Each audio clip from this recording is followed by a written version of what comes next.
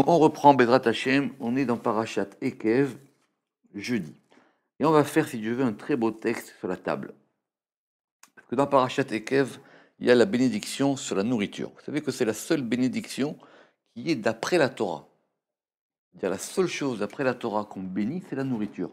Le reste, on l'apprend par allusion, ça vient des rabbins, ça vient du Talmud, ça vient de beaucoup de choses. Mais dans la Torah, littéralement, la seule bénédiction, c'est la bénédiction sur la nourriture. Parce que une fois qu'on a béni la nourriture, tout le reste est béni. Alors, Patar Ve'amar, il a ouvert et il a dit. D'où ça vient? Ça vient du fait que dans le temple, enfin dans le tabernacle, avant qu'il soit un temple, il y avait une table. Cette fameuse table du tabernacle. Et cette table, Patar Ve'amar, il a ouvert et il a dit Ve'asita shulchan ase shittim, et tu feras une table en bois de shittim. Donc il y avait une table, donc c'est intéressant, c'est-à-dire c'est un lieu de culte, il y a des éléments de culte, mais il y a une table. Il y a une table et une table pour poser de la nourriture. Tachazé, viens voir. Minagin tavin veshapirin avu nahage maare de seduta de malka. Les maîtres du repas du roi, c'est-à-dire les gens qui étaient capables de comprendre cette notion de repas du roi, ils avaient de bonnes et belles coutumes. Les arza deinun mibne patura de malka, pour montrer qu'ils sont les fils ou les hôtes de la table du roi. Donc on parle de la table du roi. Et cette table, il y avait des coutumes de table qui étaient importantes. Ve'asara dvarim tsarich adam leme'ebed besudata. Et l'homme, il doit faire 10 choses pendant le repas. Alors, donc ce sont les 10 éléments, les 10 choses qui sont dans le repas du roi, c'est-à-dire dans le repas des mondes supérieurs. D'accord? Alors, et l'homme, il doit faire 10 choses pendant le repas. Alors, effectivement que le plus haut degré de la table, ce qu'on va voir ici, c'est la table du Shabbat. Alors, on va voir ça doucement, c'est un peu long. Non, c'est parce que c'est la table de Shabbat, parce que c'est la table qui reçoit les influx, c'est la table qui reçoit la bénédiction pour toute la semaine. La première, Chad Netilat Yadayim. On va d'abord les voir les 10 et après le Zohar, il va les expliquer au fur et à mesure. La première, c'est de se laver les mains avant de passer à table, Netilat Yadayim. Netilat, c'est élever. C'est l'élévation des mains. C'est pour ça que je traduis par l'ablution des mains, c'est-à-dire on se lave les mains et pour faire descendre l'eau qui est sur les mains, on lève les mains. Tinyana, les takna shete kikarot le Shabbat. Deuxièmement, c'est préparer 2 pains pour le Shabbat. Parce que normalement, pendant la semaine, il y a 1 pain, mais Shabbat, il y a 2 pains. D'où ça vient? Ça vient d'une question assez complexe. C'est que quand ils ont reçu la manne c'est un pain céleste, ils ont reçu 2 pains, 2 portions de manne le vendredi. Une pour le vendredi et une pour le samedi. Mais le Zohar, il apprend de là, et d'ailleurs même le Talmud aussi, que Shabbat, la nourriture, elle est redoublée. Il faut la redoubler. Et donc, chacun des repas de Shabbat, il faut qu'il y ait 2 pains. C'est pour ça qu'on fait toujours la bénédiction sur 2 pains. Klita, troisièmement, les me'echal tlat seudatin. Il faut manger 3 repas, le Shabbat. Normalement, en semaine, on a 2 repas, un le matin, le soir. Shabbat, il faut 3 repas. Ou l'osfa michol à la kodesh, et ajouter du profane sur le saint. Alors, toutes ces notions-là, elles ont déjà été expliquées dans le Zohar, dans Parashat Yitro, quand on a parlé du Shabbat, quand on a parlé de l'importance des repas du Shabbat, pourquoi Shabbat, il y a 3 repas, à quoi ils correspondent ces 3 repas. Mais ici, ce sont les principes généraux. Et il faut que cette table du Shabbat, il y ait plus, c'est ça que ça veut dire, cette expression, ou l'osfa michol la kodesh, et ajouter du profane sur le saint. C'est-à-dire que les repas du Shabbat, ils soient plus abondants ou de meilleure qualité ou en plus grande quantité que ceux de la semaine. Revia, quatrièmement, les Anara Patura Bishraga, illuminer la table avec une lampe. C'est de là que vient les bougies du Shabbat. Les bougies du Shabbat, elles sont là pour illuminer la table du Shabbat. C'est pour ça qu'il faut les placer dans l'endroit où on mange. Parce que ces bougies de Shabbat, elles sont là pour éclairer la table. D'accord? Parce que c'est le repas du vendredi soir. Le repas du vendredi soir, c'est la nuit. Il faut que cette table, elle reçoive une lumière. Khamisha, cinquièmement, on va faire le kilouche. Alors c'est Kos des Vaïchoulou, ça s'appelle la coupe de Vaïchoulou. Parce que Vaïchoulou, c'est le début du kilouche. Yom HaShishi, Vaïchoulou HaShamayim Ve'aretz. D'accord? Donc, après, il faut qu'il y ait ce verre, cette coupe du kilouche. Shitita, les Meheve al Petora, Mede de Raïta, qui lit sur la table des paroles de Torah. Qu'on ne fasse pas uniquement que manger, et qu'il y ait aussi, autour de cette table, des paroles de Torah qui soient prononcées. Shevia, l'Archa al Patura. Il faut allonger la table. C'est très joli cette expression. Pourquoi? Berin d'Anim Yitun al Peture, pour que les pauvres viennent sur sa table. Donc on allonge la table pour pouvoir inviter des gens le jour du Shabbat. Huitièmement, Temina. Netilat yadaim bemaim acharonim. On va tout reprendre ces éléments dans l'ordre. Huitièmement, il faut se laver les mains après le repas. Ce qu'on appelle, il y a les maïm rishonim, les premières eaux, et il y a les dernières eaux. Ça s'appelle les maïm acharonim. Teshia, birkat Amazon. Neuvièmement, la bénédiction de la nourriture. Et asira, kos divracha. Et ça, il y a des gens qui ne le font pas souvent, mais d'après le Zohar, il faut le faire tout le temps. Il faut le faire tout le temps dès qu'il y a 3 personnes. On verra pourquoi. La table, c'est la coupe de bénédiction. C'est-à-dire que maintenant, on a mangé, il y a la bénédiction sur le repas, et maintenant, il y a une dernière coupe, qui est la coupe de bénédiction sur ce repas-là. Ok, ça c'était les 10 éléments. Et il faut revenir sur ces 10 choses. Comme vous avez dit. Et les arranger avec le mystère saint. Donc effectivement, cet ordre-là, il correspond à quelque chose.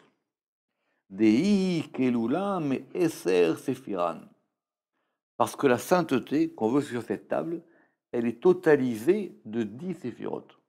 C'est pour ça qu'il y a 10 éléments.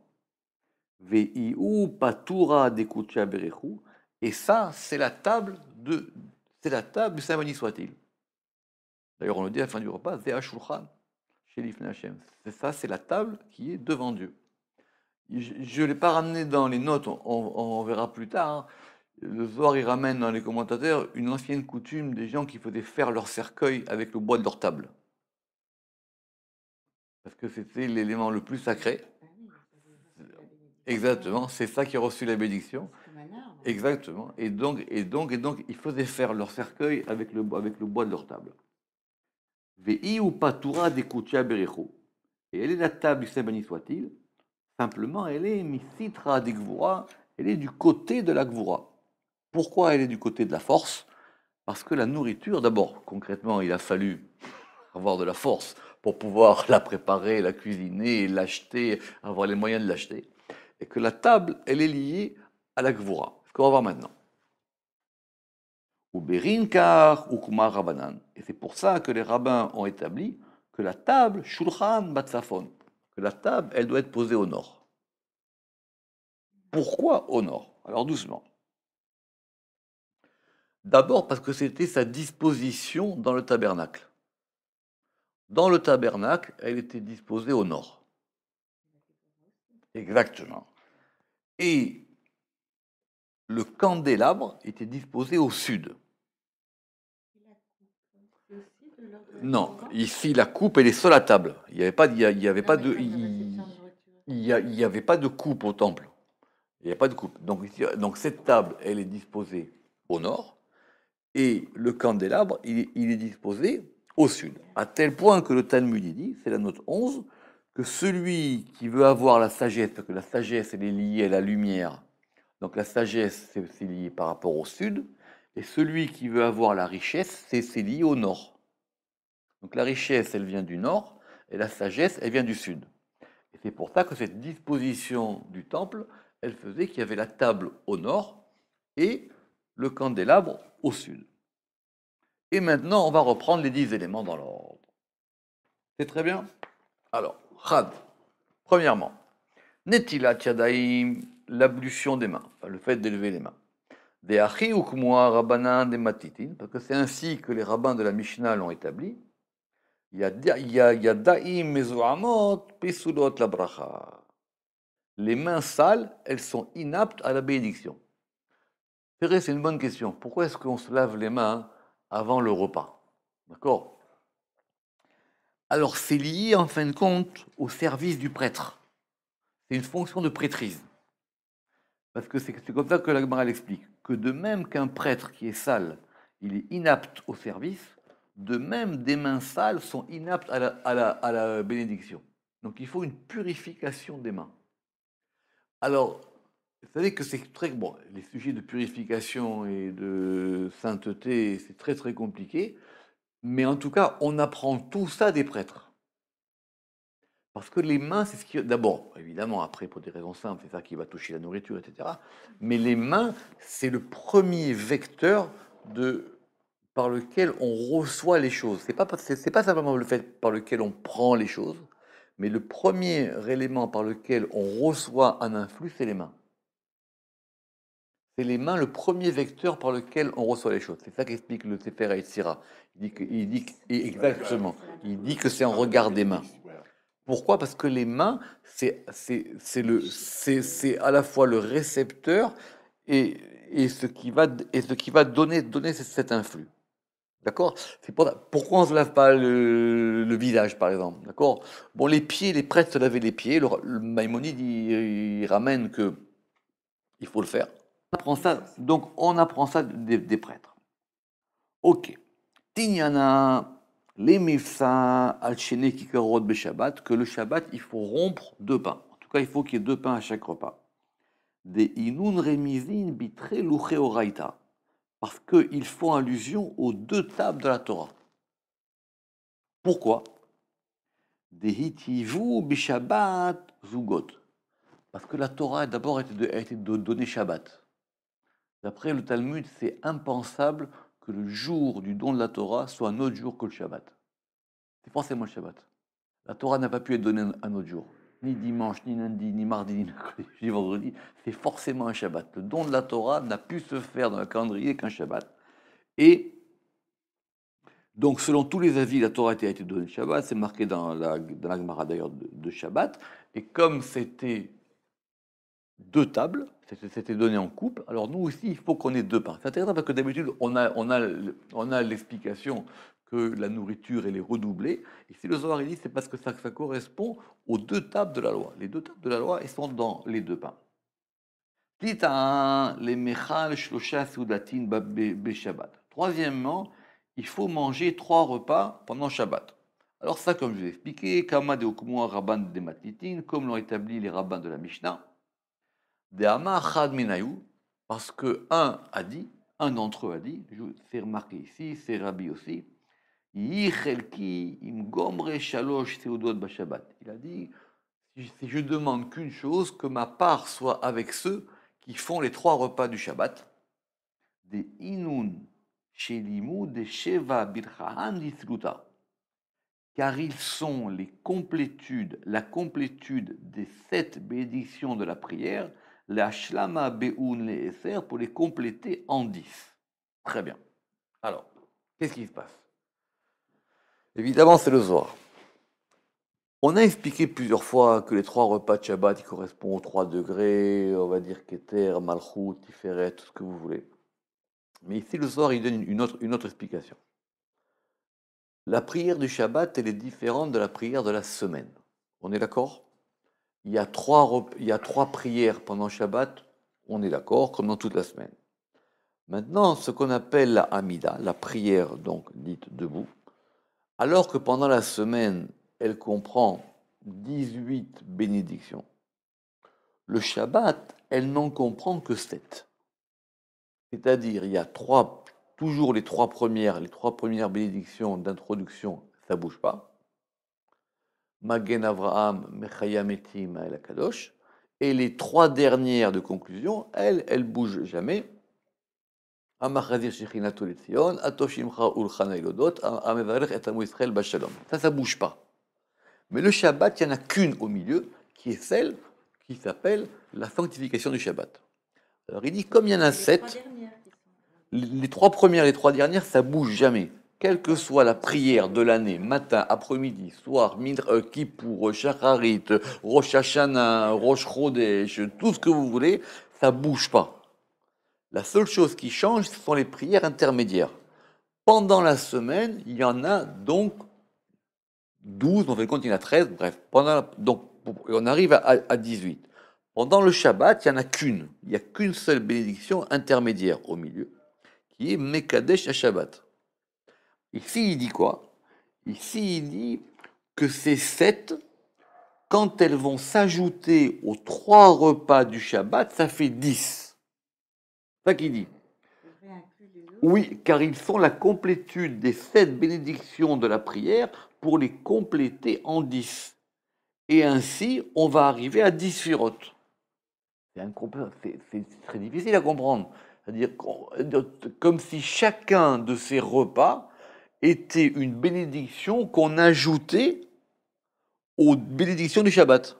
Mais celle qu'on dit pas dans la Hamida. Là, on est en train de compter les repas, chaque repas comme une bénédiction qui va s'ajouter aux 7 de la prière qui manquent. Or, en fin de compte, c'est plus compliqué parce qu'en fin de compte, Shabbat, il y a 3. Donc ça fait 3 fois 7, 21. D'accord? Mais ici, on considère qu'il y en a que 7 dans le Shabbat entier. Donc on compte la totalité des 3 prières comme comptant une. Et chaque repas compte 1 qui va s'ajouter à ces 7 pour faire 10. C'est très compliqué. Ok? Veraza de Oneg. Et ça, effectivement, ces 3 repas de Shabbat, ça correspond au mystère de ce qu'on appelle le délice du Shabbat, le Oneg. D'où ça vient? Venahar Yotse Me'eden Leashkot et Tagan, le fameux verset qu'on a vu plusieurs fois. C'est ce fameux fleuve, il y a un fleuve qui sort de Éden pour abreuver le jardin. Tout à fait. Mais comment est-ce que le Zohar ici, qu'est-ce qu'il veut dire ici? C'est que les mots, parce que Oneg, comment ça s'écrit Oneg? Oneg, ça s'écrit Aïn, Nun, Gimel. D'accord? Et il dit ici que Aïn, Nun, Gimel, c'est Eden, Nahar et Gan. Je reprends. Il y a un fleuve qui apporte l'influx dans tous les mondes. Ça, on le connaît, on l'a déjà vu plusieurs fois. On l'a vu la dernière fois dans le Pardes Rimonim, en long et en large. D'accord? Très bien. Maintenant, il dit que cet influx, il se matérialise dans le délice du Shabbat, qui est lié à ces 3 repas. Et que ça, on l'apprend du verset. Comment? Parce que les 3 éléments du verset qui sont, il y a un fleuve, il y a Éden et il y a un jardin. Et donc, ça fait le Haïn de Éden, il devient le Haïn de Oneg. Le Nun de Nahar, il devient le Nun de Oneg. Et le Gimel de Gan, il devient le Gimel de Oneg. Donc, ces 3 éléments de l'influx qui descend, et c'est ça qui forme le délice du Shabbat. Ouman de la Mekaimelun, et celui qui ne les accomplit pas. Donc c'est de quoi on parle? Des 3 repas du Shabbat. Ve'it les Reshu les Kaiman, et alors qu'il a la possibilité de les accomplir, évidemment, accomplir avec un R, et qu'il a la possibilité de les accomplir, c'est-à-dire parce qu'effectivement, il faut avoir les moyens de faire 3 repas. Celui qui ne peut pas, il ne peut pas. Avant, j'en ai pas toujours la possibilité de faire 3 repas. Alors celui-là, hein, il t'a parlé les Negat Sarat, cela lui est renversé en plaie de Tsarat. D'où ça vient? Ça vient d'une citation dans le Zohar du Sefer HaYetzira. Dans le Sefer HaYetzira, là-bas, il y a écrit qu'il n'y a pas plus haut que le Oneg. Dans le bien, le plus haut degré du bien, c'est le Oneg, c'est ce fameux délice. Oneg, ça s'écrit Aïn, Nun, Gimel. Et que le plus bas degré dans le mal, c'est le Nega, c'est-à-dire les mêmes lettres. Les mêmes lettres dans un ordre différent, pas inversé. Parce que si vous inversez Oneg, ça ne fait pas Nega. C'est de là qu'on apprend qu'il faut faire attention avec les permutations des lettres. Nun, Gimel, Aïn, Nega. Et parmi ces plaies, c'est la fameuse plaie de Tsarat qui affecte la peau. Revia, quatrièmement. Oui, et oui, oui, non, ça va très vite, parce que ça fait partie de ces deux. Oui, alors ils sont. Le Sefer HaYetzira, il dit que ce sont les 2 degrés de l'échelle, le plus haut degré dans le bien et le plus bas degré dans le mal, et que le paradoxe est que c'est composé des mêmes lettres, mais ce ne sont pas les lettres inversées, ce sont les lettres disposées différemment, parce que si vous inversez Oneg, vous n'avez pas Nega. Tout à fait. Et alors, si c'est pas une inversion, c'est quoi? Alors ça veut dire que justement, on n'a pas compris comment ça fonctionne. On sait pas. C'est par rapport à leur ordre. Voilà, c'est par pas. rapport à la création. C'est pas parce qu'on inverse les lettres qu'on va avoir l'effet inverse. Oui, bien sûr. Voilà, mais c'est une base fondamentale. C'est pas parce qu'on inverse une chose qu'on aura l'effet inverse. Des fois, il faut simplement, enfin, si on veut renverser une chose, il faut comprendre le sens de cette chose-là. D'accord? Oui, en fait, Continue. Revia les anara patura beminarta. Comme on a dit, le quatrièmement, c'est illuminer la table avec un candélabre. Kema dukmoa kadmin, comme l'ont établi les anciens. D'accord? C'est-à-dire que le but des bougies de Shabbat, c'est pas de faire rentrer Shabbat, c'est pas de sanctifier Shabbat, c'est que la table de Shabbat ait une lumière sur elle. Mais en fait, dans le troisième. Donc, parce que le but des bougies de Shabbat, c'est d'éclairer la table. Et donc, comme je vous ai expliqué, dans le temple, Shulchan Batsafon, la table, elle est au nord, Menorah Badarom, et le candélabre, il est au sud. Des Patoura, des Koucha Berichou, parce que la table du Saint béni soit-il, elle doit être ainsi. C'est d'apporter du chesed dans le. Alors c'est les deux, c'est-à-dire que c'est la Gvoura qui est éclairée, c'est la Gvoura qui est éclairée par le chesed. Exactement. Mais non, mais c'est la disposition même, quoi. Oui. C'est qu'effectivement, il y a ces repas, mais il faut que la table elle soit au nord et que la table elle soit éclairée depuis le sud. C'est ça qui fait qu'il n'y a pas de complétude. Ben, c'est quand c'est ensemble que ça devient complet. Très bien. Khamisha. Cinquièmement, on a dit la coupe de Vaïchoulou. D'accord? Alors, Kos de Vaïchoulou, Kos Becheshbon Elohim. Alors ça, les gens ne le savent pas forcément, mais Kos, c'est la coupe. Kos, ça s'écrit Kaf Vav Samer, et Kaf Vav Samer, ça vaut 86, c'est la valeur numérique du nom Elohim. Parce que c'est lié à la Gvoura, c'est du vin. Même s'il est blanc, en tout cas, c'est ce vin. Et par ce vin, la coupe, elle représente le nom de Elohim. La coupe vide, hein, dit le Harizal, parce qu'après, quand on la remplit, c'est différent. Alors, maintenant, ce texte du Kiddush du vendredi soir, il est particulier, évidemment. Donc, effectivement, ça commence par Vaïcholou. C'est quoi concrètement? C'est que concrètement, on va réciter le passage biblique qui raconte la fin de la création. C'est en Genèse 2, 1 et 3. Vaïcholou, ça a pour valeur numérique 72. Le mot Vaïcholou, c'est 72. 72, c'est la valeur numérique de chesed, de la générosité. Alors, ici le Zohar, il est encore plus compliqué. Des Kalilon Kala Kadisha. Parce que ces 72, ils vont totaliser la sainte fiancée. Des Aï Kos Male Yena de Oraita. Parce que cette coupe, elle est pleine du vin. Et elle est pleine du vin de la Torah. Alors ça va très vite. Parce que, alors la Torah, elle peut être comparée à 3 liquides. Vous savez ça? Elle peut être comparée à l'eau, au lait et au vin. En fin de compte, Sauf si on considère que le miel aussi est un liquide, mais en tout cas, c'est l'eau, le lait et le vin. Donc, on a une coupe, cette coupe, elle était vide. Maintenant, on la remplit du vin de la Torah. Et ça veut dire quoi ce Vaïcholou? Vaïcholou, ça veut dire a été totalisé. Vaïcholou Hashamaim Vaaretz ont été totalisés les cieux et la terre. Et dans Vaïcholou, il y a Kol, totalisé, mais il y a aussi Kala, il y a aussi la fiancée. Mais il n'y a pas de haine. Alors, c'est ça qu'il dit.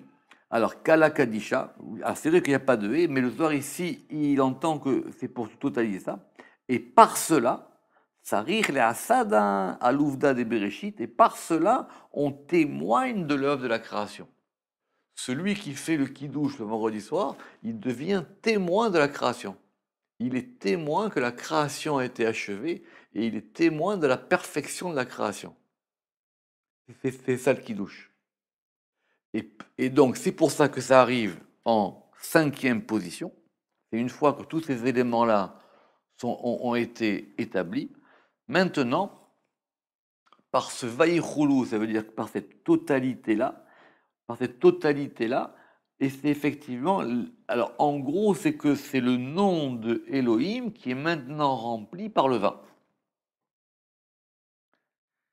Shetita, 6e, les Meheve al Patura d'Ivre Torah, qu'il y ait sur la table des paroles de Torah. Des Achiuk Mura Marimatitin, parce que c'est ainsi qu'ont établi les maîtres de la Mishnah. Gimel she'achalu ashulchan echad velo amru alav divrei Torah, c'est une Mishnah connue, le Zohar il fait que citer le début. 3 qui ont mangé à une même table et qui n'ont pas dit sur elle des paroles de Torah, c'est comme si, dit la Mishnah, ils avaient mangé des sacrifices de mort. Alors, leur table n'est plus un lieu de vie, mais c'est un lieu de mort. Parce que cette table, elle n'est pas animée. Pourquoi 3? Alors c'est une bonne question, parce que la Mishnah après va dire peut-être 1, peut-être 2, peut-être 3, mais en tout cas, la Shrina, elle commence à être là dès qu'on est 3. Nous, on fait le minyan à 10, parce qu'il faut 10 pour pouvoir faire la prière, mais dès à 3, dès 3, dit le Talmud, il commence à y avoir quelque chose, c'est pour ça qu'on fait comme ça. Veraza Demila, et le mystère de la chose, Berin de Aukmua, et c'est pour ça qu'on a établi, on revient là-dessus, que Shulchan Batsafon, que la table doit se trouver au nord, Veoraita Itivat Meimina. Et la Torah, elle a été donnée depuis la droite. La Torah, c'est une loi, mais c'est une loi, donc il y a de la rigueur dans la Torah. C'est pour ça qu'on a dit que ça a été fait par 10 divrotes, des divrotes, alors que le monde, il était créé par des Mahamarot. C'est pour ça qu'il y a une différence entre Vayomer et Vaïdaber. Mais elle provient du côté de la droite, la Torah. Maintenant, la table, elle est du côté gauche. Les Chabra Yemina de Urahame Bismala de Yudina, pour pouvoir lier la droite qui est miséricorde, Rachamim, avec la gauche qui est rigueur. Donc quand il y a des paroles de Torah sur une table, eh ben, on associe la rigueur à la générosité. C'est plus simplement un endroit où on se bat pour manger et pour pouvoir reprendre des forces. C'est un endroit dans lequel on va rajouter une lumière qui provient de la Torah elle-même, qui est du côté de Chesed. En fin de compte, c'est une alliance de Chesed et Gvura. De Oraita Yud Kevavke Mimina. Parce que la Torah, elle est Yud Kevavke depuis la droite. Patura Adni Mismala. La Torah, elle correspond au Shem Yud Kevavke, parce qu'elle provient du côté des miséricordes. Et la table, elle provient du Shem Adni, qui lui est un nom lié à la Gvura. Vetsarir les Chabraloun, et il faut les lier. Le Shem Adonai. Le Shem Adonai. Et j'ai ramené que la nourriture Ma'achal, ça a la même valeur numérique que les deux noms divins, Yud Kevavke et Adni. Ils ont le même nom numérique? Oui, à la même valeur numérique. Les deux, là? Oui, Si on les additionne. oui, les deux, Yud Kevavke plus Adni, ça fait la nourriture. D'accord? Begin, des Patura Mismala. Parce que la table, elle provient du côté gauche. Ukmoa Rabbanan des Matitin, et les rabbins de la Mishnah, ils ont établi qu'Achin Mezonotav chez l'Adam, Kikirat Yamsouf, que les nourritures de l'homme sont aussi difficiles que la déchirure de la mer Rouge. De quoi ça parle? C'est une Mishnah qui dit, c'est une Gemara que j'ai ramenée ici dans Psachim, que pour Dieu, c'est aussi dur de s'occuper de la subsistance vitale de l'homme que de déchirer la mer Rouge. Pourquoi? Parce qu'il faut faire œuvre de Gvura, parce qu'il faut enlever à un pour donner à l'autre, parce qu'il faut effectivement trancher. C'est marqué comme ça, Kashin mezonotav chez la dame qui krat yamsouf, ou berin kach. Et donc, parce que cette table, c'est à la fois un lieu, on a dit, c'est la table du temple, mais c'est à la fois un lieu où il y a beaucoup de gvura. Et donc, pour pouvoir justement enlever toutes ces gvurotes qui sont liées à la nourriture, alors on a dit il y a la lumière, on a dit il y a des paroles, et on a dit qu'il y a des paroles de Torah. Et on est toujours dans le point 6, hein, d'accord? Et c'est pour ça, Tsarir, Talmid Chacham, les Amnaïmé. Et donc il faut qu'il invite toujours à sa table un élève sage. Les man d'Ishtadel et Pilgam et Oraita, pour celui qui approfondit les paroles de la Torah. Parce qu'en faisant ça, ça va effectivement donner à sa table du chesed.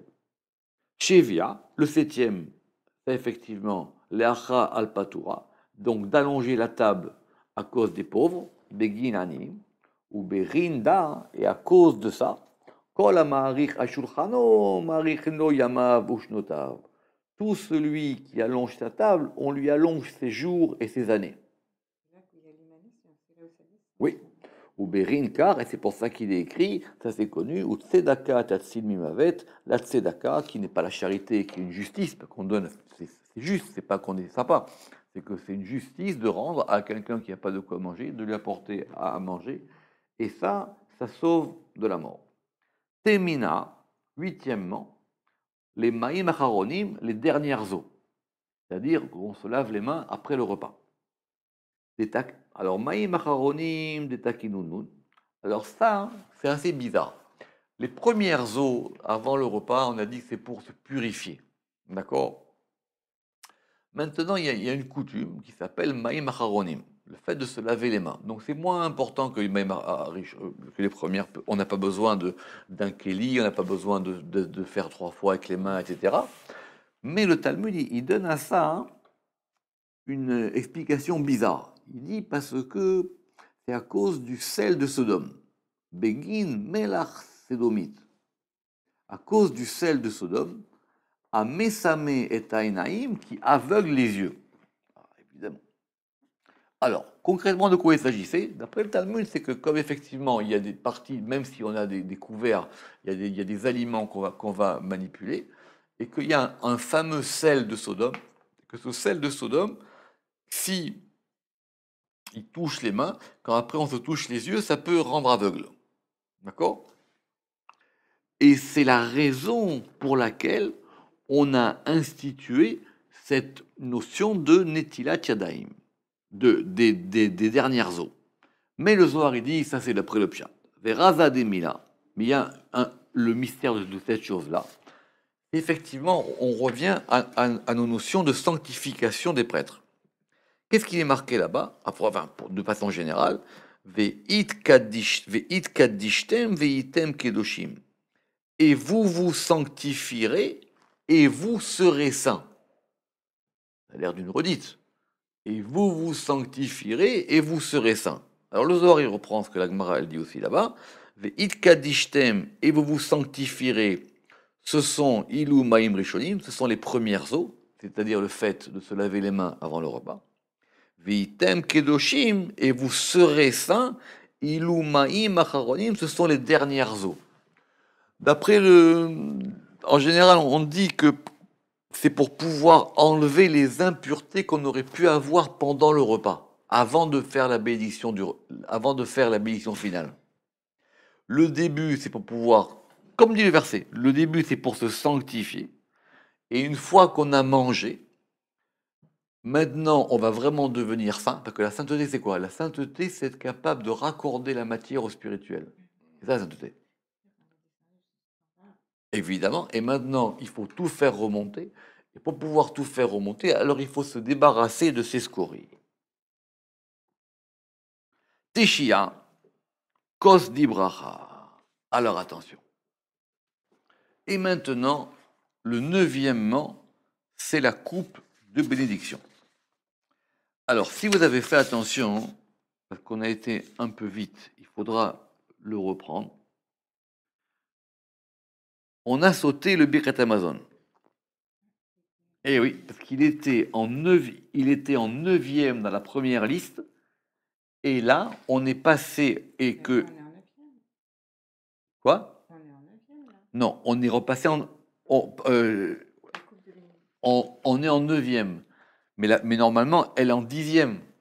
Elle est en 10e parce que le Birkat Amazon qui est en 9e. D'accord. Vous relirez tranquillement. Oui, oui. D'accord? Donc, on a sauté un. Pourquoi? C'est une bonne question. Et on va parler maintenant de cette cause de bracha. Alors, c'est quoi? Ça, c'est quelque chose qui a été repris par les chassidim, etc. C'est très important parce que c'est la première coupe, c'est une coupe de sanctification.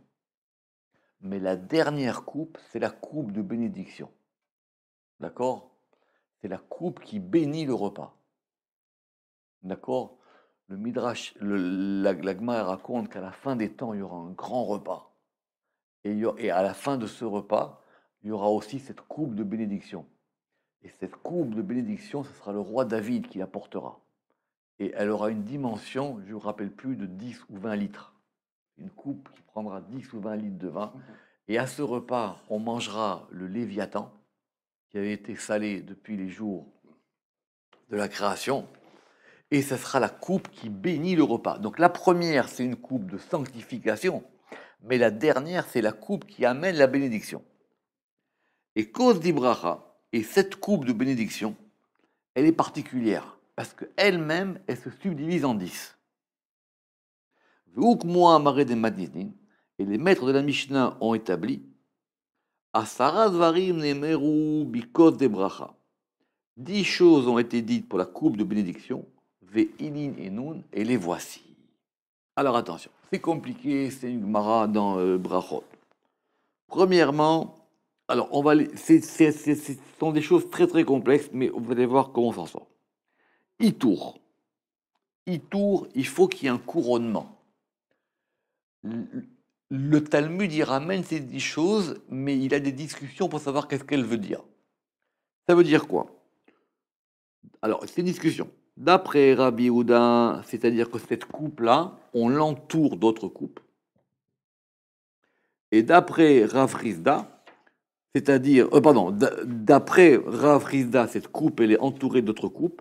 Et d'après Rabbi Yehuda, c'est qu'il faut être entouré. On va couronner cette coupe par des élèves qui sont autour. La coupe Kos Shel Bracha, c'est le plus important. Deuxièmement, Itouf. Ah oui, Itouf. Itouf. Itouf, il faut l'envelopper. Alors, c'est quoi Itouf? Alors, d'après la Gemara, celui qui bénit, il doit s'envelopper de son talit. Ou se couvrir la tête. On se couvre la tête quand on va bénir cette coupe-là. Après, Adacha, il faut nettoyer l'intérieur de la coupe.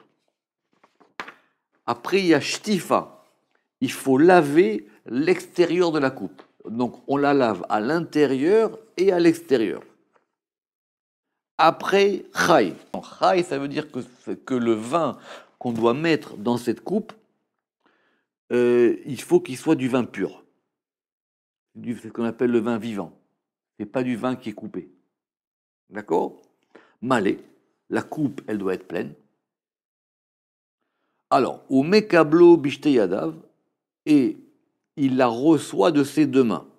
Alors, soit ça veut dire, selon certains, qu'on prend cette coupe à deux mains, ou soit, d'après le Harizal, c'est que quelqu'un d'autre vous la donne avec deux mains. Ça, c'est la 7e chose. Alors, soit c'est quelqu'un qui vous la donne avec deux mains, soit vous la prenez vous avec deux mains. Cette coupe, elle se prend avec deux mains. Venotno beyamin, et il la donne avec la droite. Donc ça voudrait dire que vous la recevez avec deux mains et vous la prenez de la main droite. Ou mesalko minakarka tefach, et il faut l'élever du niveau du sol ou de la table d'une mesure minimum de 1 téphar de 9 cm. Parce qu'on veut qu'elle soit élevée, cette chose-là. 1 téphar, c'est une mesure de base. Venoten ainavbo, il faut qu'il donne ses yeux à l'intérieur, il faut qu'il regarde à l'intérieur de la coupe au moment où il bénit. Parce que c'est dans cette coupe que se trouve toute la bénédiction. Ou Meshagro bematana le anchebeto, et après il va la distribuer en cadeau aux gens de sa maison. Une fois qu'on a bu de cette coupe-là, alors que le kidouche, les gens ne sont pas obligés de la boire, celui qui en boit, il reçoit la bénédiction. Chez les chassidim, ils s'arrachent pour pouvoir, ils se disputent pour pouvoir boire des gouttes de cette coupe-là, de ce kos shel beracha. Maintenant, le Talmud dit que malheureusement, depuis la destruction du temple, Be'arshav, en lanu el arba. Les yeux dedans, c'est quand même bizarre. Oui, parce que quand on... Ah ben c'est dans les cavanots du kidouche, c'est-à-dire Oui, que oui. quand on met ses yeux à l'intérieur de cette coupe-là, c'est pour pouvoir donner un influx et recevoir un influx de l'œil dans la coupe. Vous oubliez ces choses-là. Alors, maintenant, on n'a que 4. Be'arshav, el lanu, el arba. Maintenant, on n'a que 4, qui sont Adacha, Shetifa, Chai, Malé. C'est-à-dire lavage intérieur, nettoyage, enfin lavage extérieur, nettoyage intérieur, chai, que ce soit du vin pur, malé, et que la coupe soit pleine. Veyesh omrim chai minachavit, et certains disent que c'est du vin qui doit directement venir du tonneau. Veyesh omrim chai akos shalem, et certains disent que chai, ça veut dire quoi? Ça veut dire que la coupe est complète. Ça veut dire que c'est une coupe qui ne doit avoir ni aucune ébréchure, ni aucune fissure. Ça doit être une coupe parfaite. Et maintenant, ce qui était 9e est revenu 10e, c'est-à-dire la bénédiction de la nourriture. Pourquoi est-ce que le Zohar il a fait cette inversion? Parce que cette coupe-là, on la prépare avant le Birkat Hamazon. Comment ça se passe? Une fois qu'on a terminé le repas, on prépare cette coupe et c'est avec cette coupe qu'on va faire le Birkat Hamazon. C'est-à-dire qu'on bénit la nourriture avec cette coupe et on la boira à la fin du Birkat Hamazon. C'est pour ça que le Zohar ici, il a inversé. Normalement, c'est vrai qu'au départ, elle est en 10e, mais on la prépare en 9e. En fin de compte, elle est à la fois 9e et 10e. Et donc, effectivement, Asira, Birkat Hamazon, Rabbanan, et les rabbins ont établi, et c'est comme ça que c'est aujourd'hui, que pour faire cette coupe de bénédiction, il faut au moins qu'il y ait 3. Il faut qu'il y ait 3 personnes qui aient mangé ensemble. Bishlosha Sarirkos, pour 3, il faut un verre. Parce qu'à 3, on va faire une bracha qui s'appelle le Zimoun en plus, c'est-à-dire une invitation au début du Birkat Hamazon. Alors attention. Veraza des Mila, on va terminer avec ça. Et c'est quoi le mystère de la chose? Begin dei, parce que elle est. Qui c'est elle est? La coupe ou non? C'est exactement la bénédiction. Ahavat kelulotair. C'est un verset dans Jérémie. Il parle de là-bas de l'amour de tes totalités, ou plus exactement de l'amour de tes fiançailles, ou l'amour de ta fiancée. Mais ce n'est pas très clair en hébreu. Parce que d'abord, c'est un pluriel. Donc, Kala, c'est la fiancée. On aurait pu dire Kalater de ta fiancée. Mais là-bas, il y a marqué Ahavat kelulotair. Et il dit que c'est l'amour de toutes les totalités qui sont ensemble. Et c'est quoi sont ces totalités? Des Inun Avaan, parce qu'ils sont les patriarches. Bakol, de tout. Mikol. Alors, Bakol en tout. Mikol, de tout. Kol, tout. D'accord? C'est une phrase qu'on va prononcer à la fin du Birkat. Ba'akol, mikol, kol. Et il y a 3 degrés de totalité. Et parce que chacun des patriarches, il a eu accès à un des degrés du tout. Abraham, il y a marqué Va'Hashem berachat Abraham bakol, que Dieu il a béni Abraham dans tout. Yitzhak, c'est depuis le tout, mikol. Il dit là-bas et j'ai mangé de tout, mikol. Oui, enfin c'est depuis le tout. Mais la totalité simple et totale, c'est Yaakov. Et quand il a été voir Esav, il a dit j'ai de tout. Yeshli kol, j'ai de tout. Et le Zohar il dit c'est pas la peine d'en dire plus. Il faut aller voir d'autres passages du Zohar pour comprendre ça. En tout cas, qu'on ait la bracha du repas et des bénédictions sur nous. Baruch Adonai Leolam. Amen ve Amen.